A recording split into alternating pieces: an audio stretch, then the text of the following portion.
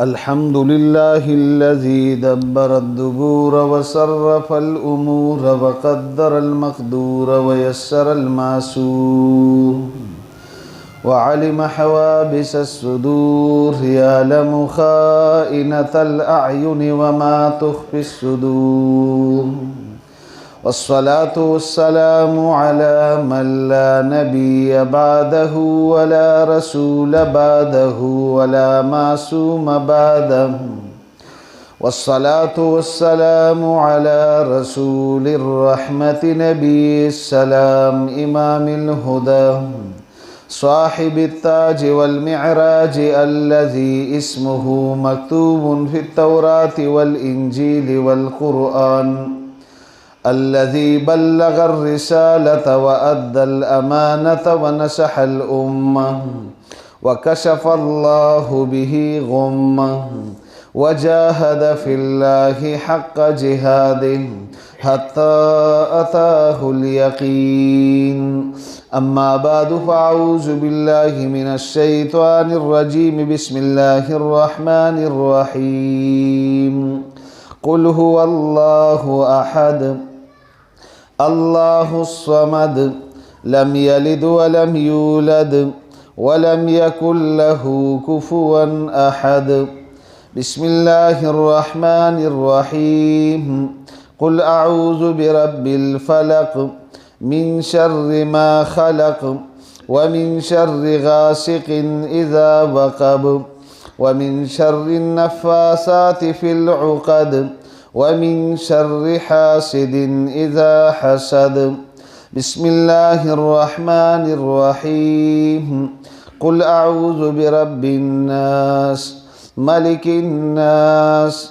إله الناس من شر الوسواس الخناس الذي يوسوس في صدور الناس من الجنة والناس وقال رسول الله صلى الله عليه وسلم إن الرحمة تنزل عند ختم القرآن وقال رسول الله صلى الله عليه وسلم من ختم القرآن فله دعوة مستجابة أو كما قال عليه الصلاة والسلام إن الله وملائكته يصلون على النبي يا أيها الذين آمنوا صلوا عليه وسلموا تسليما اللهم صل على محمد وعلى آل محمد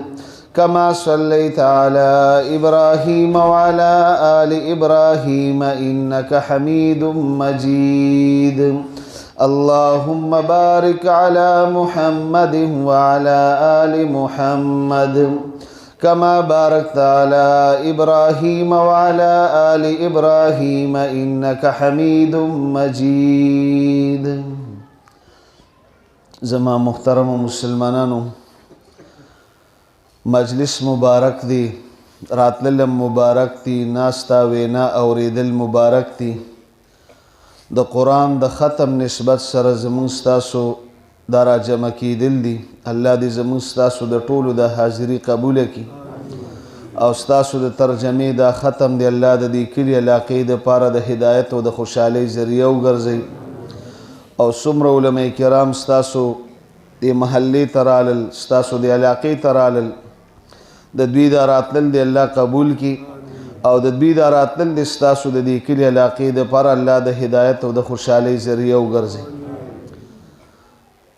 حدیث مبارک کې راځي کله چې قرآن شریف ختم شي ان الرحمة تنزل عند ختم القرآن د الله د طرف نه خصوصي رحمتونه نازلي دی وخت کې زمونږ ستاسو خوش قسمتی ده چې دې مجلس کې الله د شرکت توفیق راک خصوصاً په تاسو باندې د الله د طرف نه دی وخت کې د خصوصي رحمتونو باران دي او ستاسو په چم گاون باندې محله باندې علاقه باندې ځکه د قرآن شریف ختم کیږي او دی وخت کې د الله د طرف نه رحمتونه نازلي بل روایت کې راځي چې یو بنده قرآن شریف ختم کی صلی علیه عند ختمه 60,000 ملک. دغه کس د پاره 80,000 فرشتې د بخنې دعا غواړي. او بل روایت کې راځي چې کله قرآن یو بنده ختم کی، من ختم القرآن فله دعوت مستجابه. چا قرآن ختم که داغه سوال داغه دعا قبلی. انس ابن مالک رضی اللہ عنہ یو صحابی و داغه معمول بدو چې کله به کور کې په خپل قرآن شریف ختم ک نو خپل اهل و عیال به را جمع کړل، وی راځي په شریک باندې دعا غواړو، ما قرآن شریف ختم کړي، د قرآن د ختم نه پس دعاګانې قبلی. نو د الله د ذات نه امید دی په دې مجلس کې به زمونږ ستاسو د ټولو حاضرینو دعاګانې انشاءالله قبلی، ځکه دا د الله د کلام او د الله د کتاب ختم دی. او دې کې دا کم مسلمانان چې نن راغلي دي د ختم نسبت سره را جمع شوي دي، چا چې دا 13 سپارې قرآن ختم ک نو د هغوی خو به دعا خامخا یقینا قبلی. خو دا کم ملګري چې نن د شرکت دپاره راغلي دي، د دعا دپاره راغلي دي، نو د دوی مثال داسې دی لکه یو کس د کور نه را روان شو د جمع مونځ له، او چې کله مسجد ته راورسېد نو امام په آخري قاعده باندې ناست دی، او د امام سره په آخري قاعده کې شامل شو، نو زمونږ د فقه مسله دا ده چې دته د پوره جمع ثواب میلاو شو. نو دا کم مرګري چې نن راغلي دی او د آخري 3 صورتونو کې دوی شامل شو، نو د الله خزانې ډکې دي، او الله ډیر سخي ذات دی، او الله ډیر غیرتی ذات دی. پیغمبر علیہ السلام فرمای انا اغیر ولد آدم والله اغیر منی. په انسانانو کې د ټولو نه زیات غیرتی زیم او الله زمان هم زیات غیرتی. الغیرت من الایمان، غیرت د ایمان حصہ ده. لا ایمان لمن لا غیرت له، داغه کس ایمان کامل نه دی چا کې چې غیرت نی. نو الله په خپل غیرتی دی او غیرتی انسان خوخی. مسلمان دی به د الله په دین باندې غیرت کوي، په قرآن به غیرت کوي، د الله په احکاماتو به غیرت کوي، د پیغمبر علیہ السلام په طریقو به غیرت کوي. نو د الله خزانې ډکې دي او بانی لټي. نو دا کم مسلمانان چې نن را جمع شوي دي د الله د ذات نه امید دی انشاءالله دوی ته به الله د پوره ختم د ثواب ورکوي انشاءالله. زما محترمو دا قرآن دا د الله کتاب دی، دا د الله کلام دی، او د امام الانبیاء د سید الانبیاء د حضور اقدس صلی الله علیه وسلم په معجزاتو کې د ټولو نه غټه معجزه ده. ان هذا القرآن یهدی للتی هی اقوم. دا قرآن با منگ تاسو نیغ جنت ترسی، دا قرآن با منزل مقصود ترسی، دا قرآن با منگ تاسو اللہ ترسی. ان اللہ یرفع بهذا الكتاب اقواما ویزعو به آخرین. ډیر خلق د دې قرآن په وجه باندې الله اوچت کی، عزتمندی کی، کامیابی ورکی، خوشحالی ورکی. ویزعو به آخرین، او ډیر خلق د دې قرآن په وجه باندې ذلیل کی، رسوائی کی، شرمندے کی. زینوا منازلکم بالصلاة وبتلاوة القرآن. حدیث کې راځي خپل کورونه په 2 سیزونو باندې ښایسته کوي، یو په منځونو باندې او دویم د قرآن شریف په تلاوت باندې. چې زمونږ کورونو کې نارینا زنانا، مشران، کشران، ځوانان او ماشومان ټول روزانه د قرآن شریف تلاوت کوي. دې سره کور کې برکت پیدا کیږي، کور ښایسته کیږي، او زمونږ په کورونو کې د منځونو ماحولي. نو د قرآن په منګ او تاسو باندې ړومبني حق دا دی چې په ناظره باندې قرآن ووایي. زمونږ په معاشره کې ډیر خلک شته، هوښیار خلک، تکړه خلک، د کور مشران، د کلی مشران، د جرګې مشران، قرآن په ناظره هم نه دی ویلي. او زمونږ غټه بدقسمتي دا ده چې نن سبا دا چاته ګناه هم نه ښکاري. یاره ژبه مې لوړه ده په قرآن نه راوړي. دا خبره به ته د الله په دربار کې د قیامت په ورځو کې چې زما ژبه لوړه ده. قرآن به راځي شفاعت به کوي، جګړه به کوي. القرآن حجت لک او علیک. قرآن به یا پتا حجت جوړیږي یا بستا خلاف حجت جوړیږي. او قرآن به شفاعت کوي، جګړه به کوي، جګړه منلې شوې ده. څوک به جنت ته راکاږي، څوک به جهنم ته راکاږي. او یو کس په ناظرم قرآن نه دی ویلی، دی به الله ته کوم عذر پیش کوي. اردو دې زده کړه، پښتو دې زده کړه، سندي دې زده کړه، بلوچي دې زده کړه، انګریزي دې زده کړه، ډاکټري دې زده کړه، انجینري دې زده کړه، لواري دې زده کړه، ترکاڼي دې زده کړه، درزیتوب دې زده کړه، مصریتوب دې زده کړه، دکانداري دې زده کړه، زمینداري دې زده کړه، او یو قرآن تم ژبه لوړه ده، دا عذر به هم چرته الله قبول نه کړي. او بیا دې دور کې هر مسجد مدرسه ده، هر محله کې مدرسه ده، هر کوڅه کې مدرسه ده، د بنینو مدرسه ده، د بناتو مدرسه ده. او په دې دور کې یو نارینه زنانه قرآن نه دی ویلی او احساس هم ورسره نشته او دا ورته ګنام نه ښکاري، دې به الله ته کوم عذر پیش کړي؟ نو په خپل ځان باندې رحم وکړو، دا قرآن په ناظره باندې ووایو ومن اعرض عن ذکري فإن له معیشة ضنکا. چا د قرآن نه مخ واړه والله وي زندگی به لنډ او تنګه کم، پریشانه به کم، په غمونو کې به ډوب کم. ونحشره یوم القیامة اعمى، قبر نه راپاسي ړوند به راپاسي. قال رب لم حشرتني اعمى وقد كنت بصيرا. الله زما خو سترګې وې، زما خو نظر لګېد، الله ړوند دې ولې راپاسول؟ قال كذلك اتتك آیاتنا فنسیتها وكذلك اليوم تنسى. قرآن مې درلېږلی دا سترګې خو ما قرآن له درکړي، په دې سترګو دې قرآن ته ونه کتل ځکه مې په دې سترګو ړوند راپاسولي. سترګې الله قرآن له راکړي، ژبه الله قرآن له راکړې ده. من قرأ القرآن نظرا متع ببصره ما دام فی الدنیا. کم کس چې مستقل قرآن ته په کتو سره تلاوت کوي مرګ پورې د سترګو نظر به نه خرابي. چام نی ویلې په دې مجلس کې توبه وباسو او د الله نه معافي وغواړو او الف باتا قاعده شروع کو. شرمیږو نه چې عمر مې 50 کاله دی، 60 کاله دی، قاری صاحب مولوی صاحب ته به څنګه کینم چې ما ته قرآن شروع کا. دا شرم نه دی، د عزت دی، دا د الله کلام ته ناسته ده. قاعده شروع کو، د ورځې یو حرف وایو، که په دې قاعده کې په دې لومبنۍ صفحه کې په دې لومبنۍ کرښه کې درله مرګ رالي، د ړندو په صف کې به نه ودرېږي، د قرآن والا صف کې به ودرېږي. نیت ورته وکړو، شروع کو، بسم الله وکړو. او چا چې قرآن ویلی دی نو روزانه د تلاوت عادت جوړ کړي، روزانه د قرآن شریف تلاوت کوي.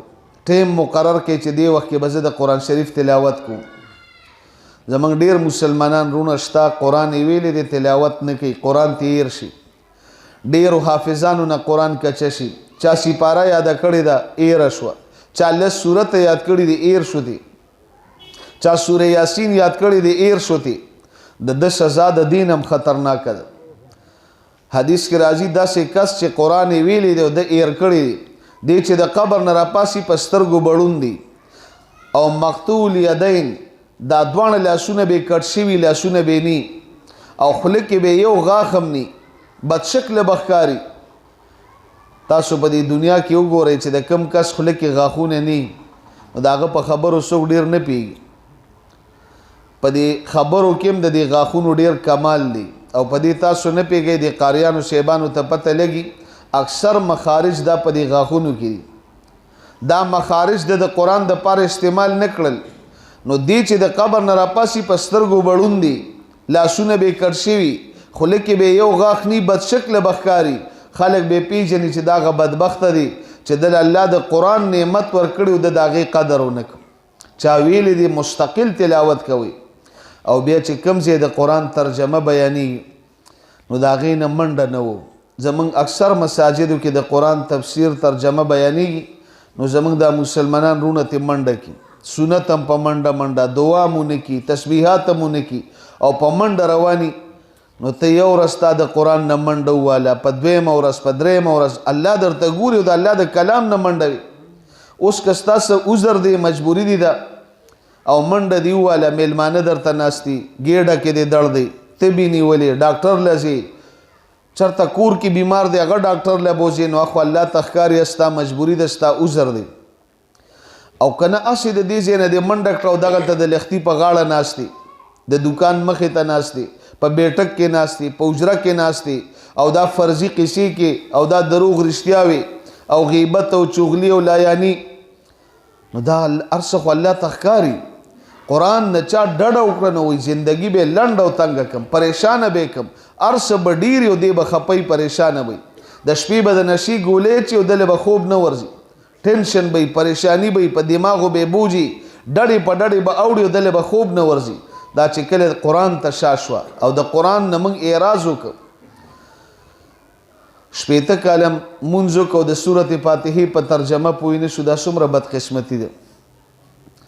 ډېرو خلکو به د لا اله الا الله محمد رسول الله مانم نه ورځي، ډېرو له به د الله اکبر مانم نه ورځي، ډېرو ته به پته نه لګي سمع الله لمن حمد ربنا لك الحمد. دا په مونځ کې شپېته کلمه ویل، د دې څه مطلب دی؟ سورة فاتحې ترجمه څه ده؟ علی رضی الله عنه به فرمایل که ستا زړه غواړي چې ما سره د الله خبرې وکړي نو د قرآن شریف تلاوت کوه، که زړه دې غواړي چې زه الله سره خبرې وکړم نو مونځ کوه.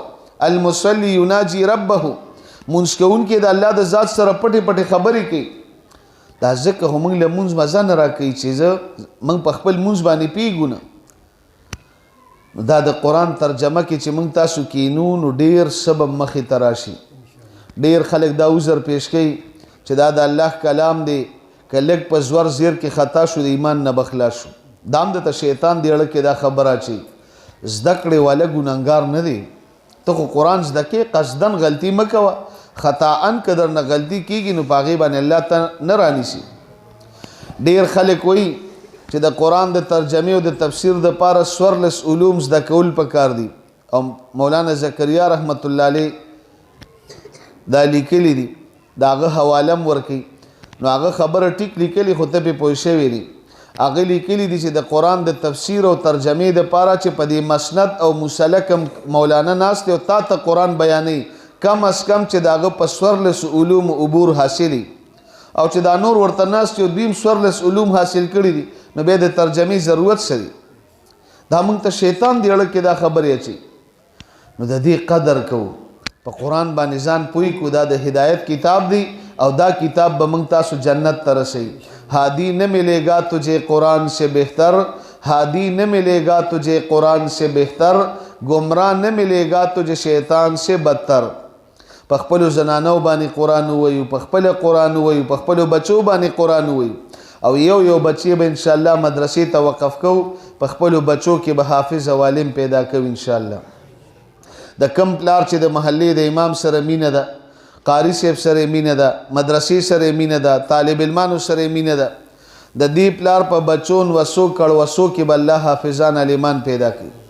مولانا محمد عمر پالنپوری رحمت الله علیه به فرمایل د کم پلار چې عالمان نه دي خوښ، مدرسې نه ده خوښه، طالبان نه دي خوښ، او د عالمانو پسې خبرې کوي، غیبت کوي، د په لس پشته کې به حافظ عالم نه پیدا کړي. که موږ وایو چې بچیم حافظان عالمان شي، هر عالم د سر تاج ګڼئ، مدرسه د هدایت مرکز ګڼئ، او د مدرسې طالب علمان دا جنتیان ګڼئ. من احب ان ينظر الى اتقاء الله من النار فلينظر المتعلمين. تاسو کې چې څوک هم دا غواړي چې ماته په دنیا کې جنتیان ښکاره شي، د دین د زده کړې طالب علمانو ته ګورئ، دا په دنیا کې ګرځي او دا جنتیان دي. نو د خپلو بچو نه به حافظان عالمان جوړو چې دا هم د آخرت توښه جوړه شي. بچی دې د قرآن حافظ شو، د 10 کسانو شفاعت به کوي، او مور پلار ته د عزت جامې، د عزت تاجونه نور به مقابله نشي کولی، او دته به اجازت وشي د خپل کور خاندان 10 کسان په چا جهنم واجب شوی شفاعت کو ځان سره جنت ته بوزه. مولانا عبدالحق صاحب نور الله مرقده د دې حدیث لاندې لیکلی دي چې د حافظ قرآن ته اجازت وشي او د خپل کور خاندان 10 کسان جنت ته بوزي، خو بعضې کسانو شفاعت به دې نه کوي. کور کې نږدې رشته دار دی، خو چې کم رشته دار د پاره رکاوټ جوړ شوی دی، دی به د هغه شفاعت نه کوي. مثلا کور کې پلار وایي د دې بچي نه زه حافظ قرآن جوړم، مدرسه کې داخلوم، او کور کې تره دی هغه ورته وایي چې مړه مولا ته جوړې، او بیا به د جومات استاذ یو ټول عمر به وظیفو ته ناست نو مولا ته ولې جوړې؟ سکول کې داخل که کالج کې داخل کې یونیورسټۍ ته ولېږه، ډاکټر ته جوړ که انجینیر ته جوړ کا. نو دې تره د خپل وراره مخالفت وکړه، دې ورته رکاوټ جوړ شو. اگر چې پلار بچی مدرسه کې داخل که او حافظ قرآن ته جوړ کړ، خو دا حافظ قرآن به د دې تره شفاعت نه کوي، ځکه دې ورته رکاوټ جوړ شو. چرته به د طالب العلم دپاره رکاوټ نه جوړېږي، چرته به د عالم دپاره رکاوټ نه جوړېږي، چرته به د مدرسې دپاره رکاوټ نه جوړېږي، چرته به د خپلې محلې د امام دپاره رکاوټ نه جوړېږي. یعنې دا خلک به بیا شفاعت نه کوي. او بیا چې بچی دی عالم هم دی نو یو عالم به د اسمان د ستورو برابر خلق جنت ته ځان سره بوزي. اعلان بوشي میدان محشر کې یا معشر العلماء انی لم اضافیکم علمی و حلمی الا وانا اريد ان اغفر لكم اذهبوا فقد غفرت لكم. عالمانو تاسو لما علم درکړو دا نور دی رڼا دا هدایت دی د پیغمبرانو وراثت دی د جهنم اور ظلمت دی تیاره د رڼا تیاره نه جمع کو د دې علم د برکت نیو بخلو زی جنت او به چې عالم جنت تزي قف هنا پولیس رات باندې ودرېګا. بل روایت کې راځي قف على باب الجنه د جنت په دروازه ودرېګا واشفع لمن احببت فانك لا تشفع لاحد الا شفيت فقام مقام الانبياء. پولیس رات باندې ودرېګا میدان محشر ته مخ کا شفاعت شروع کا ته چې د چام شفاعت کې تا ته انکار نکېږي دی به د پیغمبرانو پسې کې ودرېږي او د یو عالم په شفاعت به د اسمان د ستورو برابر خلق جنت ته روان. شهید به د یو کسانو شفاعت کوي، حافظ قرآن به د 10 کسانو شفاعت کوي، حاجي صاحب د 400 کسانو یا کورنو به شفاعت کوي، عالم به د اسمان د ستورو برابر خلق ځان سره جنت ته بوزي. د اسمان د ستورو تعداد د الله نه ما سوا بل چاته نه دی معلوم. نو خپلو بچو کې به د دې قرآن حافظان او عالمان جوړو ان شاء الله. دې ته نیت وکړو چې یو بچی به ان شاء الله حافظ او عالم جوړو ان شاء الله. او قرآن چا نه دی ویلي په ناظره باندې وایو او کوم ځای د قرآن تفسیر ترجمه بیانېږي هلته په شوق سره مینه او طلب سره کینو چې دا ټول دین الله دې قرآن کې بیان کړی. کس دې نه کو نو کم از کم د مخې نه به م تیر شي چې دې قرآن کې الله څه فرمایي. دا ټولې د الله خبرې دي. الله پاک دې په دې ټولو خبرو موږ تاسو ته د عمل کولو توفیق راکړي. محترمو د آخري 3 سورتونه دي د سوره اخلاص شان نزول سری. د مکی مشرکان پیغمبر علیہ السلام لرالل او پیغمبر علیہ السلام نه تپوس کوي چې دا ته موږ ته کوم تبلیغ کې او کوم الله طرف ته موږ له دعوت راکې د دې الله خو لږ تعارف وکړه دا څوک دی، دا د کوم ځای نه راغلی. او بعض مفسرین وی ابن عباس رضی الله عنه، سعید ابن جبیر رضی الله عنه چې دا د په مدینه منوره کې يهوديانو دا تپوس وکړ. د خیبر يهود رالل او پیغمبر علیہ السلام نه تپوس کوي چې دا فرشتي چې دي نو دا د نور نه پیدا دي، آدم علیہ السلام د خورې د جوهر نه پیدا دي، د خټې نه پیدا دي، شیطان د اور د لمبو نه پیدا دي، اسمان د لوګي نه پیدا دي، او ځمکه د اوبو د پاسه چې دا کم زګ دی د دې نه جوړه ده. نو دا راته ووایي چې د الله د څه نه جوړ دی، الله د څه نه پیدا دي. او بعضې مفسرین وایي چې دا تپوس یې وکړه چې د الله د سرو زرو نه جوړ دی، د سپینو زرو نه جوړ دی، د اوسپنې نه جوړ دی، د څه نه جوړ دی، دا راته لږ بیان کا. نو ځکه دې صورت کې اختلاف دی د مفسرینو چې دا صورت مکی دی او که مدنی دی. نو بیا الله پاک د دغه نه پس دا صورت نازل کړ ځکه پیغمبر علیہ السلام به د خپل طرف نه چاله جواب نه ورکو. وما ينطق عن الهوى ان هو الا وحي يوحى. پیغمبر علیہ السلام به چې کومه خبره کوله د وحی براله د هغې بیان به کو. نو پیغمبر علیہ السلام خاموش شو او الله جواب راولېږه د سوره اخلاص په شکل باندې. دا صورت نازل شو دی کې الله پاک خپل ذات بیان کړی. قل هو الله احد، اے زما حبیبا اوایه دوی ته چې الله یو دی، د شریک نه پاک دی، نه ذات کې شریک شته او نه په صفاتو کې شریک شته. الله الصمد، الله بے نیاز دی. صمد هغه ذات ته وایي چې ټول مخلوق هغه ته محتاجي او هغه هیڅ چا ته نه محتاج. لم یلد ولم یولد، نه د دنه څوک پیدا دي او نه دې د چا نه پیدا دي. لم یلد، نه د دنه څوک پیدا دي، ولم یولد او نه دې د چا نه پیدا دي. نو ذهن کې دا راځي چې په کار خدا سی و اول پلار پیدا شي نو د پلار نه پس بیا بچی پیدا کیږي. داسې خو نه کېږي چې اول بچی راشي او بیا وروسته پلار پیدا شي. دلته الله پاک څه فرمایي؟ لم یلد د دې الله اولاد نشته، دنه څوک پیدا نه دي. ولم یولد او نه دې د چا نه پیدا دي. نو دې کې الله پاک د مشرکانو، د یهودیانو، د عیسایانو په عقیده باندې رد کړی دی. مشرکانو به دا ویل الملائکة بنات الله، فرشتي دا د الله لونه دي. او یهودیانو به ویل عزیر ابن الله، عزیر دا د الله زوی دی. عیسایانو به ویل عیسی ابن الله، عیسی علیہ السلام د الله زوی دی. نو دا خبره ډیره اهم وه. نو الله پاک د هغې صفه وکړه چې الله نه څوک پیدا نه دي، د الله نه لونه شته او نه د الله زامن شته. ولم یولد او نه د الله د چا نه پیدا دي. ولم یکن له کفوا احد او هیڅ څوک د دې الله برابر نشته. او د دې صورت ډیر فضایل راغلي.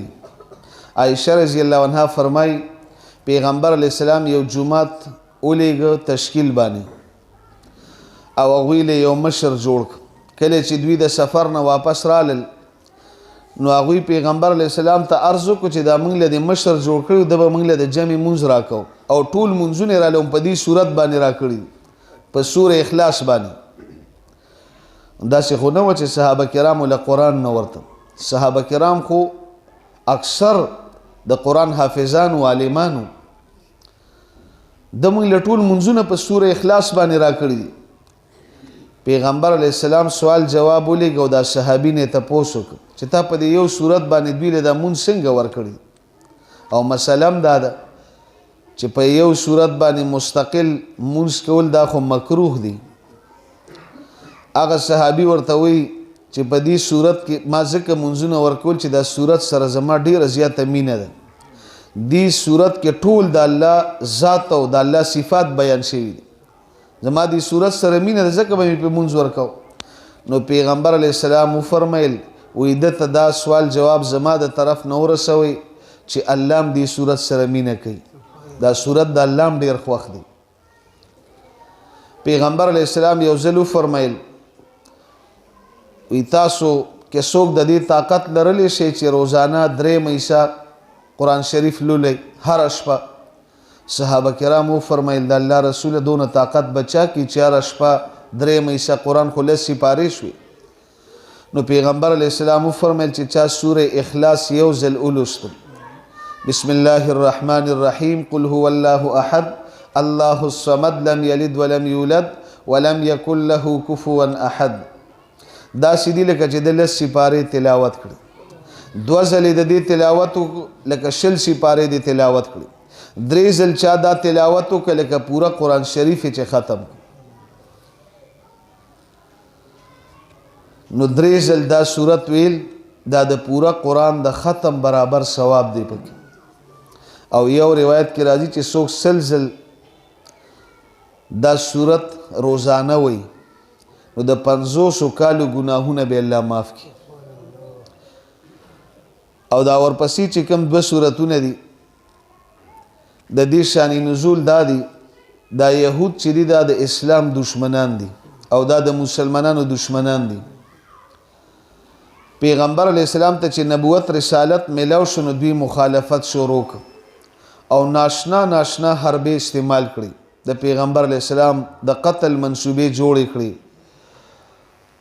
د هجرت په شپه باندې د پیغمبر علیه السلام په کوڅه کې 100 کسان توره په لاس ولاړ دي، الله حفاظت وکړي. پیغمبر علیه السلام له زهر ورکړي دي او دا نور څومره تکالیف ور رسولي دي موږ تاسو روزانه غورو. خو په دې ټولو کې الله ناکام کړل ځکه د پیغمبرانو الله حفاظت کوي.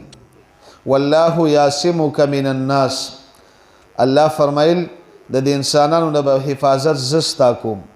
د هر پیغمبر حفاظت کړي. ابراهیم علیه السلام اور ته پریوت، حفاظت یې چا وکړ؟ او د اسماعیل علیه السلام د چړې لاندې حفاظت چا وکړ؟ او د موسی علیه السلام د فرعون په کور کې حفاظت چا وکړ؟ او د یونس علیه السلام د کب په ګیډه کې حفاظت چا وکړ؟ او د پیغمبر علیه السلام د 100 تورو لاندې حفاظت چا وکړ؟ نو الله د پیغمبرانو حفاظت کوي. خو دی یهودو په آخره کې دا سازش جوړ کړو چې په پیغمبر علیه السلام یې سحر او جادو وکړ، ځکه دا نورې منصوبې ټولې فیل شو او ناکام شو. نو یو هلک و، هغه به د پیغمبر علیه السلام خدمت کو. نو د یهودیانو هغه دوکه را دوکه که ورته ویل چې پیغمبر علیه السلام په کومه ګومنځ د سر په ویښتو کې وی او ګیره پې ګومنځئ، دغه ګومنځ یې غاښونه راله راوړه او د پیغمبر علیه السلام د سر مبارک ویښته اکثر په ګومنځ کې پاتې شي، نو هغه ویښته به راله راوړي. لبید ابن عاصم دا یهودي دی، دا هغه ویښته حاصل کړل، هغه د ګومنځ غاښونه حاصل کړل او بیا د په پیغمبر علیه السلام باندې په خپل کور کې جادو وکړ. دا منافق دی او د پیغمبر علیه السلام په مجلس کې به ناست و او کور کې دوه لوڼه وي، هغه لوڼو د پلار سره جادو او سحر زده کړي و، نو په شریک په پیغمبر علیه السلام باندې سحر وکړ، جادو یې وکړ. هغه د پیغمبر علیه السلام د سر مبارک ویښتو له 11 غوټې ورکړي او په هغې کې د ګومنځ ویښته ورکړل او په هغې کې ستنې ورکړي او بیا د هغې نه پس د جادو د عمل راغونډ کړ او بیا د قجوري غلاف چې د کوم کې د قجوري میوه پرته وي، دغه غلاف کې د قجوري د جادو د عمل بند کړ او بیا په مدینه منوره کې د قجورو یو باغ دی او په هغې کې یو شړ کوی دی بیر زروان، هغه کوی ته دوی ورخته شو، پې کې یو ګټه پرته ده، د هغې لاندې د جادو د عمل کېښود. پیغمبر علیه السلام خو بشر دی، انسان دی، تکلیف شروع شو. 6 میاشتې پیغمبر علیه السلام ته تکلیف و او مفسرینو لیکلي په دې کې 3 شپې ډېرې سختې وي، ډېر تکلیف و پیغمبر علیه السلام ته او تکلیف دومره حد ته ورسېد چې پیغمبر علیه السلام به یو کار نو کړی او فرمایل به دا کار ما کړی او یو کار به کړی وي دا کار ما نه دی کړی، خو دا په دنیاوي امورو کې، په اخروي امورو کې ایره به ترې نه کېده، لکه د الله د احکاماتو مطابق یا د وحی مطابق اب ورته یادو، خو چې کوم دنیاوي کارونه به نو هغې کې به ته ایره کېده، دا کار مې کړی دی، دا کار مې نه دی کړی. او 6 میاشتې پیغمبر علیه السلام ته تکلیف دی. 6 میاشتې پس پیغمبر علیه السلام خوب ولیده او خوب یې داسې ولید چې 2 فرشتې رالی، یو فرشته سر طرف ته ودرېده او بله فرشته خپو طرف ته ودرېده. د خپو والا تپوس کوي چې د باندې څه چل شوی دی، نو هغه د سر والا فرشته ورته وایي چې دی بیمار دی. څه بیمار دی؟ د باندې جادو او سحر شوی دی. چا پې کړی دی؟ نو ورته وایي لبید ابن عاصم او د هغې لوڼو پې کړی دی. څنګه یې پې کړی دی؟ د سر مبارک ویښتې راغښتې دي، د ګومنځ غاښونه دي او بیا هغه د قجوري په غلاف کې بند کړي دي، 11 غوټې ورکړي دي او بیرې زروان کوي کې د ګټې لاندې ایښي دي. دا د هغې اثر دی په دوی باندې. پیغمبر علیه السلام چې راپاسېد ډېر خوشحاله شو. عایشې رضی الله عنها ته وفرمیل وایي ما ته الله خپله بیماري مو ښوده او د هغې علاج یې هم راته وښود او بیا دا خوب بیان کړ. نو بیا یو روایت کې راځي چې علی رضی الله عنه یې راوغوښته او ویلېږه چې دا د جادو د عمل راوباسه، او بل روایت کې راځي چې عمار ابن یاسر رضی الله عنه یې ولیږه، او دریم روایت کې راځي چې پیغمبر علیه السلام په خپل ځان سره ملګري روان کړل، اول ته هغه کوی ته لاړل او بیا د کوی نه هغه د جادو هغه عمل اوچت کړه، ګټې اوچته کړه، په دې کوی کې اوبه وې او هغه د دې جادو د اثر په وجه باندې د نکریزو په شان سرې شوي. هغه جادو عمل یې راواغېسته او بیا چې کله دا جادو هغه عمل ختمو نو الله دا 2 سورته نازل کړه، ځکه ویښتلې چې غوټه ورکړي هغه بیا نه کولاویږي، هغه کولاوي هغه شلیږي، نو بیا به پیغمبر علیه السلام ته تکلیف رسېده. نو الله دا سورتونه نازل کړل دواړه، په دې کې 11 آیاتونه دي.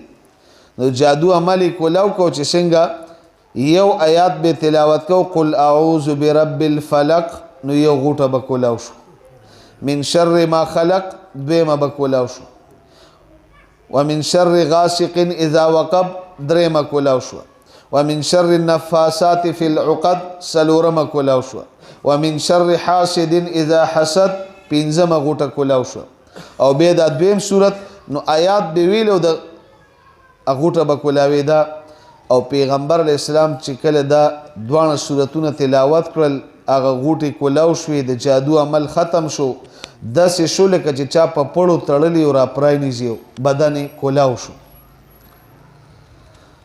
دا د دې دواړو صورتونو شان نزول دی عایشې رضی الله عنها وفرمیل د الله رسوله دا سړی خو تاسو ته الله وښود ډېر زیات تکلیف یې درکړ 6 میاشتې تکلیف او جادو یې در باندې وکړ سحر یې در باندې وکړ او تاسو سره مجلس کې ناستې منافق دی نو دې ملګرو ته وښایي چې دوی ته انتقام والي او ستاسو بدله ته والي پیغمبر علیه السلام وفرمیل وی عایشې ما ته الله خپله بیماري وښوده او ما ته د خپلې بیمارۍ علاج هم الله وښوده او زه الله روغ جوړ کړم زه د خپل ذات دپاره د چا نه انتقام نه علم دا نبوي اخلاقو پیغمبر علیه السلام دا سړی پوه کړی نه دی دومره صبر او دومره برداشت الله دې دا صبر او برداشت موږ تاسو کې پیدا کړي بسم الله الرحمن الرحیم قل اعوذ برب الفلق اوه پیغمبر ز پناه غواړم پر رب د سبا من شر ما خلق د شر د هغې نه چې د پیدا کړي دي ومن شر غاسق اذا وقب او د شر د شپې نه کله چې دا شپه خوره شي د شپې تیاره کې اکثر ګناهونه کیږي جرایم کیږي د شپې تیاره شي او بیا تیاره خوره شي خاموشي شي نو غل چې غلا کوي نو دغه خاموشۍ کې غلا کوي ډاکو ډاکه کوي په دغه خاموشۍ کې او په دې تیاره کې ډاکه کوي جوارګر چې جواری کوي نو دا خو څه کار نه دی پرانا کې هم نه کوي د خلکو مخ کې هم نه کوي دغه تیاره کې خاموشۍ کې پرده کې جواری کوي قاتل چې قتل کوي نو د شپې په تیاره کې قتل کوي نو اکثر جرایم گناهونه دا د شپې په تیاره کې کیږي نو زه پناه غواړم د شر د شپې د تیارې نه کله چې تیاره خوره شي او په دې تیاره کې دا شیطانان هم راخطا شي راخواره شي حدیث کې راځي تاسو د ماښام منځ شي تیاره خوره شي نو بیا د خپل کور ور بندوي ماشومان بار مه راپرېږدي ومن شر النفاسات فی العقد او د شر د هغه پوکو وهونکو نه فی العقد په غوټو کې نفاسات دا صفت دی او موصوف باره کې د علماو دوا اقوال دي ومن شر النساء النفاسات فی العقد د شر د هغه ښځو نه چې هغوی پوکي وهي په غوټو کې او دویم دا ځکه دا نفاسات چې دی دا مؤنث دی نو صفت هم ورله موصوف هم ورله مؤنث پکار دی ومن شر النساء النفاسات فی العقد او اکثر د تعویذونه او دا کوډ او دا جادو او دا سحر دا عادت د ښځو وي د تعویذونو پسې اکثر زنانه ګرځي د نارینه ورپسې ډېر نه ګرځي تعویذونه کول او تعویذونه رایستل دا اکثر زنانه کوي دا په زنانو چې خاپیری راځي نو دا په سړو باندې نه راځي دا په ښځو باندې دا خاپیری راځي حالانکه دا یو ډرامه ده علم غیب دا د الله خاصه ده د الله نه ما سوا پیغمبر تم د غیب و علم نشته فرشتو تم نشته نو پیریانو ته خاپیری څه شي وی دا د پیریانو بچی دي او تعویذونه روباسي نو دا اصل کې د پیسو د پاره یو چل دی یو دوکه ده د دین خپل زنانه منی کوي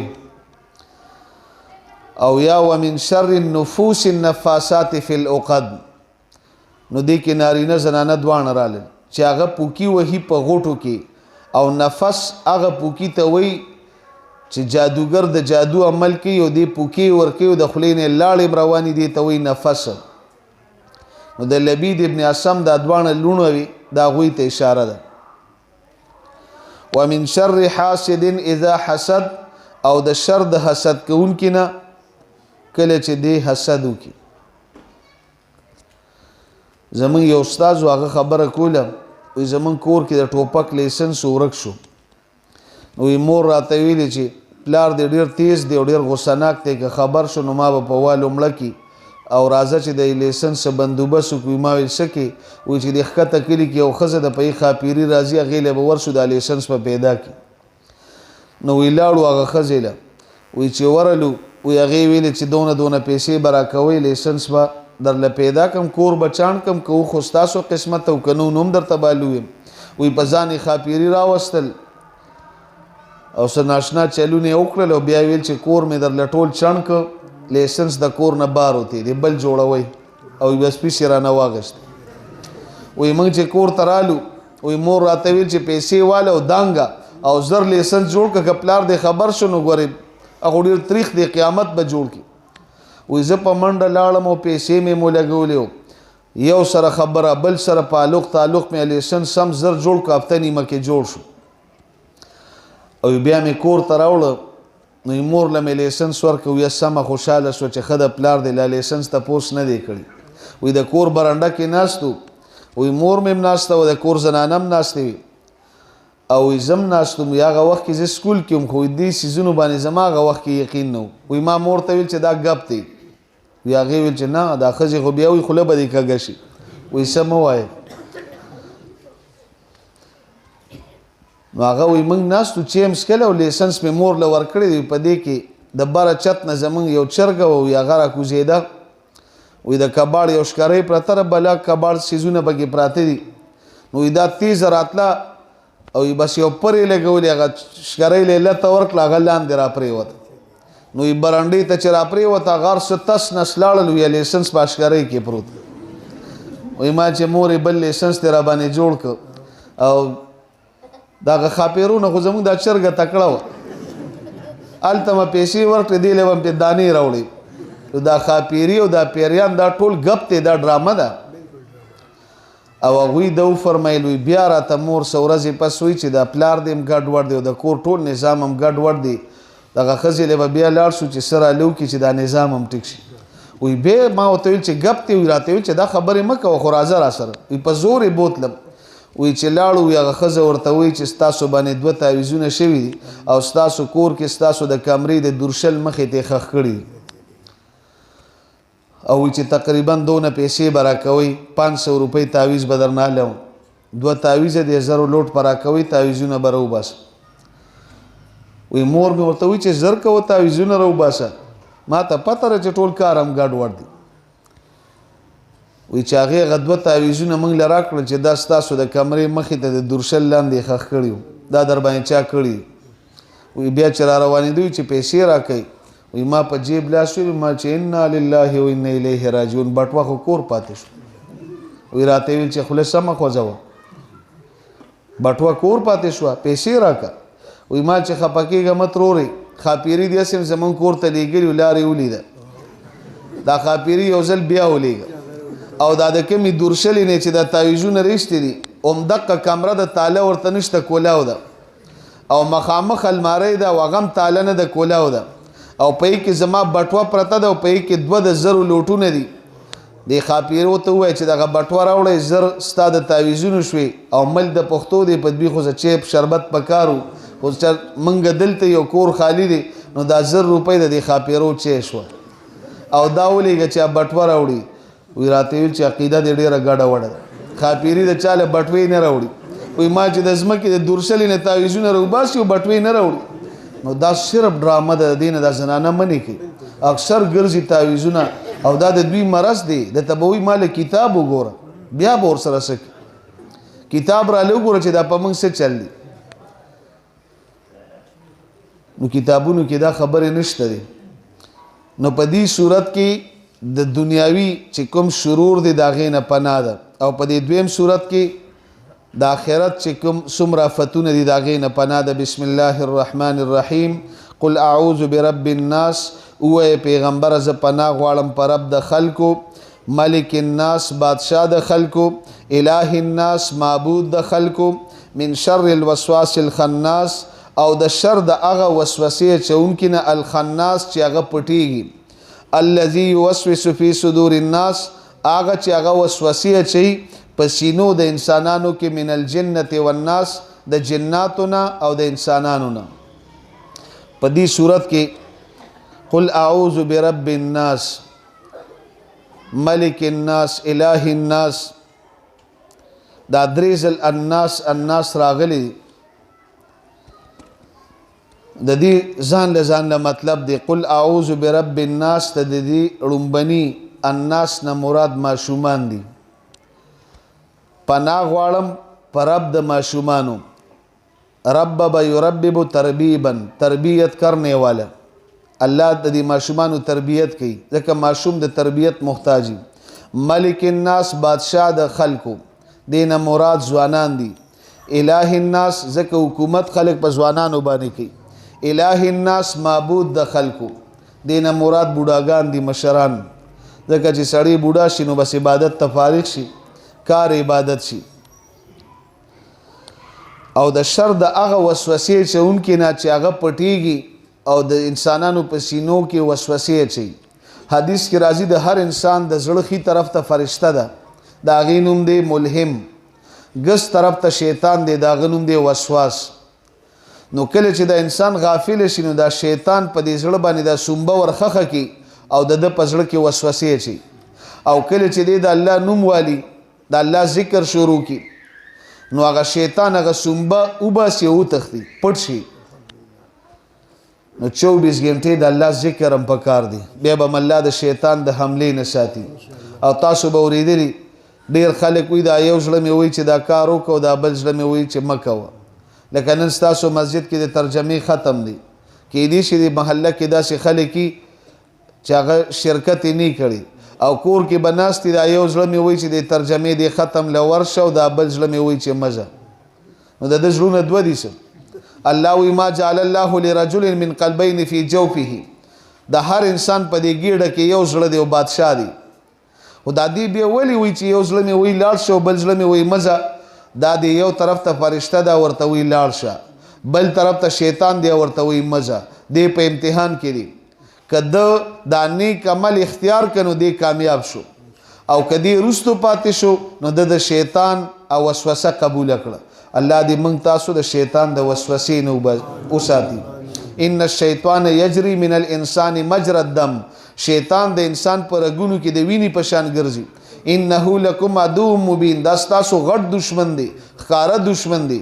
نو یو خو شیطان د وسوسې نه امان غوښتل دي. او بیا په انسانانو کې والناس، په دې باندې الله قرآن ختم کړی. په انسانانو کې هم شیطانی، انسی شیطان. دا عام طور چې د دوو کسانو سه اختلاف راشي او دا چغلی کوي، چغلخوري کوي، تاویلی ماویلی کوي، د یو خبر هغه ته رسي، د هغه خبره ده ته رسي، او په منځ کې دروغ هم وي، نو دا اور د نور تیز کړي. نو دنم یو قسم شیطان جوړ شو. په دغه وخت کې ښه کردار دادي. لا يدخل الجنة قطات، حدیث کې راځي چغلخور باندې جنت ته تل حرام دي.